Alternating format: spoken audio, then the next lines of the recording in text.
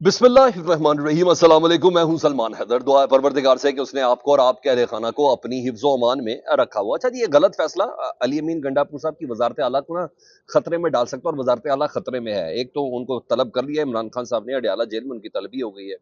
उधर कासिम सूरी साहब और अजहर मशवानी साहब, जी हाँ, लंदन से सरप्राइज दे रहे हैं। जी हाँ, ये दोनों लंदन से सरप्राइज दे रहे हैं।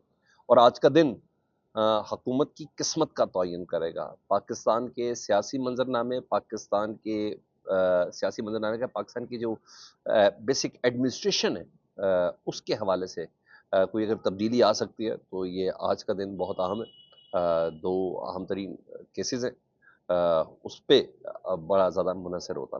तो मैं तमहीद में जाए बगैर उन चीज़ों की बात करता हूँ। कोई शक नहीं, किस्मत का फैसला होना है। जी हाँ, बहुत सी चीज़ों के हवाले से। अच्छा जी, जो मामला था ना मरकज़ी एपेक्स कमेटी का, पहले मैं ज़रा अली मीन गंडापुर साहब सबसे पहले आपके सामने डिस्कस कर लूँगा।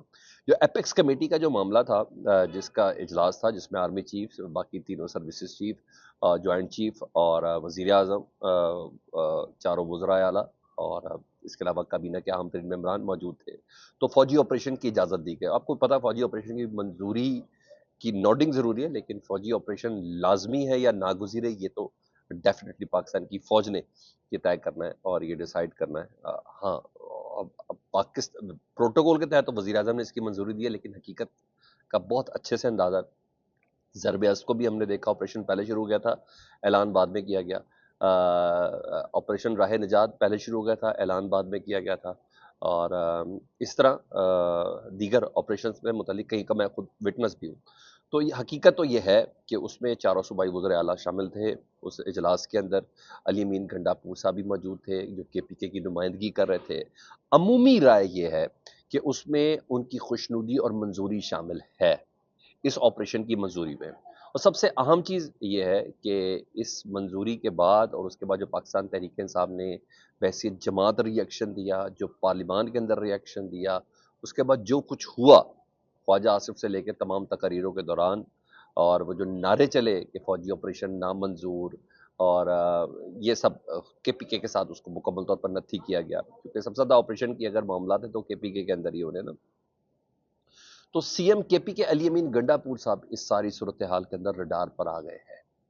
पाकिस्तान तहरीक इंसाफ खुश भी नहीं है जी, और इसके मुख्तलिफ मामलात हैं। और अली अमीन गंडापुर साहब को इमरान खान साहब ने अडयाला बुलवा लिया जी, और मे बी पॉसिबल उनकी आज ही मुलाकात हो जाएगी। वो CM प्रोटोकॉल है उनके पास, और उसी बुनियाद पर जी ऑपरेशन की पूछा जाएगा ना, आपने भाई किस बुनियाद पर ऑपरेशन की हिमायत की है, मुझसे पूछा है क्या हुआ। तो जो भी हिदायत इमरान खान साहब देंगे, और उसी हिदायत की रोशनी में सूबाई हुकूमत जो है वो अपना बाकायदा रद्द अमल देगी, और वो हिदायत भी लेंगे और ये सब होगा। लेकिन मेरे पास जो इतलात है, जो खबरें, वो ये है कि ये जो ऑपरेशन है ना, अज़्म इस्तेहकाम, जिसकी मंजूरी अपेक्स कमेटी ने दी है, ये अली अमीन गंडापुर साहब के लिए अदम इस्तेहकाम साबित हो सकता है। इसके मुख्तलिफ पैराए हैं जिस पर मैं आपसे बात करना चाहता हूँ। उनकी वजारत आला के लिए काफ़ी फैसला कुन घड़ी हो सकती है, क्योंकि फैसला करने वाले जो है वो अली अमीन गंडापुर साहब के स्टांस पे काफ़ी हैरान है कि हमारे पास बैठ के ये नोटिंग हुई है, और लेकिन वो मान नहीं रहा। तो फैसला करने वाले, आपको पता है, हैरानगी का आलम शहबाज शरीफ साहब के लिए तो है नहीं, बाकी वज़रा आला के लिए तो है नहीं। तो ये कहा जा रहा है। तो हाँ जी, और दूसरी तरफ सूबे के लोग भी अली अमीन गंडापुर साहब से 12-12 घंटे की लोड शेडिंग पे जो बंदा मान के आ जाए, ये कोई छोटी बात तो नहीं है सर। 12 घंटे लोड शेडिंग से तसव्वुर करें इस गर्मी के अंदर। तो वो भी नाराज़ है। दूसरा, पार्टी के अंदर भी है, मोहसिन नकवी साहब से मुलाकातें करते हैं, फिर उनके साथ प्रेस कॉन्फ्रेंसेस करते हैं। सबसे बड़ी बात, 9 मई के हवाले से उन्होंने कहा था कि मैं एक बाकायदा सूबाई सतह पर जुडिशल कमीशन बनाऊंगा। आज तक वो भी नहीं बना। तो ये तमाम ऐसे चीज़ें हैं जो रडार पर रखे हुए। मैं ऐसे नहीं बात कर रहा है अली अमीन गंडापुर की वजारत आला खतरे में, कोई दूसरा भी वज़ीर आला बन सकता। स्टैब्लिशमेंट फौजी ऑपरेशन की मंजूरी देने वाले अपनी जगह पे, विद इन पाकिस्तान तहरीक इंसाफ अली अमीन गंडापुर के हवाले से रिजर्वेशन है। तो उनकी प्रेस कॉन्फ्रेंसेज, ये तमाम चीज़ें हैं। देखें क्या होता है, क्योंकि इधर बात को थोड़े सेकंड इस वजह से भी है। तो असद कैसर साहब जो कह रहे हैं, जिन्होंने कहा सीधी सी बात है, हमने ये ऑपरेशन को मंजूर नहीं करते जी, ये मामला पार्लियामान में जाके बात की जानी चाहिए थी। तो वो भी कह रहे हैं कि मेरी CM KPK से, अली अमीन गंडापुर से मेरी फ़ोन पर बात हुई है। वो कह रहे हैं कि एपेक्स कमेटी में तो फौजी ऑपरेशन पर कोई ज़्यादा बात ही नहीं हुई। तो मतलब गंडापुर साहब सफाइयाँ दे रहे हैं, क्योंकि जो حکومتی لوگ ہیں وہ کہتے ہیں کہ سی ایم سارے وزراء اعلیٰ کی طرح سی ایم کے پی کے نے بھی آپریشن کی حمایت کی ہے. کل میرے پروگرام میں بات بھی ہو رہی تھی, پیپلز پارٹی والے حمایت کر رہے تھے, مولانا فضل الرحمان صاحب کے لوگ بھی حمایت کر رہے تھے. تو یہ چیز تھی. تو سی ایم نے آپریشن کی حمایت کی, یہ کہہ رہی ہے حکومتی سطح پر. تو اسد کیسر کہتے ہیں آج تمام ایم این ایز نا وزیر اعلیٰ کے پی کے علی امین گنڈاپور صاحب سے ملیں گے, اور کیونکہ یہ معاملہ پارلیمنٹ میں ہونا چاہیے, تو پہلے تمام ایم این ایز کو اعتماد میں لینا پڑنا جی علی امین گنڈاپور صاحب کو. اس کے بعد انہوں نے عمران خان صاحب سے ان کی ملاقات ہے. تو جی ہاں, یس, ہی از ان ہاٹ واٹرز, مجھے ایسا لگتا ہے. تو ادھر پاکستان تحریک انصاف نے لندن میں بہت بڑا مظاہرہ کیا سر, کوئی شک نہیں, بہت بڑا مظاہرہ تھا. اور اہم بات یہ تھی کہ پاکستان تحریک انصاف کے جو روپوش لوگ ہیں, جو جلا وطن لوگ ہیں, وہ اس میں شریک ہوئے.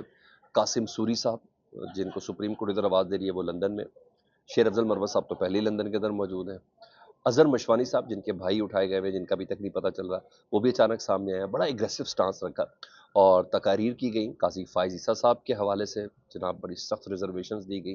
ان کا خیر معاملات ہے ہی ایسے, اسٹیبلشمنٹ کو بڑا تنقید کا نشانہ بنایا گیا, حکومت کے حوالے سے بڑی سخت تقاریر کی گئی. تو جو عکس پاکستان میں عمران خان صاحب کی رہائی اور جو الیکشن کے حوالے سے احتجاج کا آنا چاہیے تھا, جو عکس, وہ عکس لندن کے اندر یعنی یورپ کے اندر تو نظر آیا ہے. اس سے پہلے ہمیں ورلڈ کپ کے میچ میں نیو یارک کے اندر دیکھا ہم نے پاکستان تحریک انصاف کا وہ رنگ, تو وہ عکس بڑا تگڑے طریقے سے نظر آیا. بہرحال پردیش میں یہ رنگ نظر آ رہا ہے, دیکھیں پاکستان میں کیسے پہنچتا ہے. پنجاب میں تو دفعہ 144 ہے, مگر لندن میں ٹرفالگر اسکوائر پہ یا لیسٹر اسکوائر پہ یا کسی بھی جگہ پر وہاں دفعہ 144 نہیں ہے. تو شیر افضل مروت صاحب نے بھی بہت سخت باتیں کی, میں اس کو کوٹ ان کوٹ نہیں کرنا چاہتا, لیکن بہرحال پاکستان تحریک انصاف مکمل طور پر اس موقع پر کھڑی ہوئی ہے. اور ادھر آج کے دن کی امپورٹنس بہت زیادہ جی. آج کا دن پاکستان کے سیاسی منظرنامے کو کھینچے گا سر, کہ کس طرح کا سیاسی منظرنامہ پاکستان کو سوٹ کرتا ہے, ڈائریکشن طے کرے گا. بہت سے ایسے معاملات ہیں.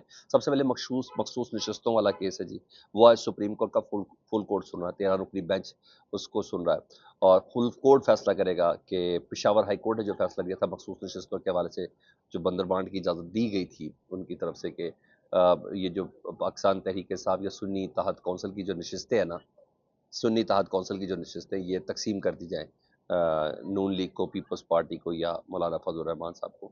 تو اب دیکھتے ہی ہیں کہ سپریم کورٹ اس فیصلے کو کس طرح دیکھ رہی ہے. سپریم کورٹ کیسے کرے گی وہ پشاور ہائی کورٹ کی مخصوص نشستوں والے فیصلے کو درست تسلیم کرے گی یا نہیں کرے گی. تو آج سماعت ہے, اور کہا یہ جا رہا ہے جس طریقے سے الیکشن کمیشن نے بتایا کہ سنی اتحاد کونسل نے اپنی مخصوص نشستوں کے حوالے سے بتایا کہ وہ سنی اتحاد کونسل کا کبھی ممبر کو غیر مسلم نہیں ہو سکتا, پھر دیگر جو چیزیں بتائی ہے. تو پاکستان تحریک انصاف کو مخصوص نشستیں ملنا تو مشکل ہے, لیکن یہ طے ہے کہ باقی سیاسی جماعتوں سے لے لیا جائے گا, ان کو وہ تقسیم والا فیصلہ نہیں ہوگا.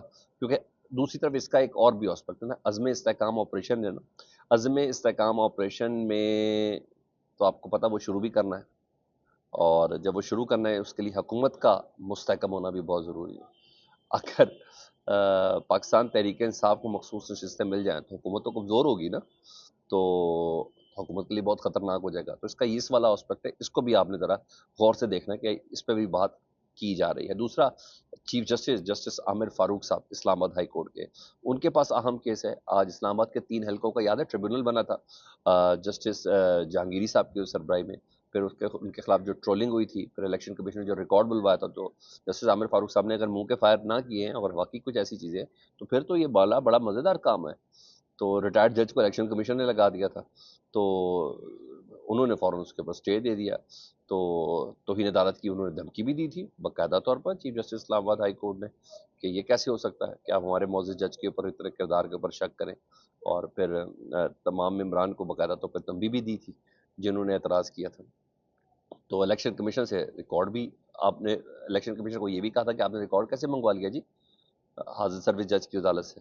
تو آج سماعت ہے. پھر میں نے بولا کہ اگر جسٹس عامر فاروق صاحب نے جو کہا تھا پچھلی پیشی میں اگر اس پر عمل ہو جائے تو الیکشن کمیشن کو نقصان ہوگا, اور یہ فیصلہ بھی بڑا تگڑا ہوگا.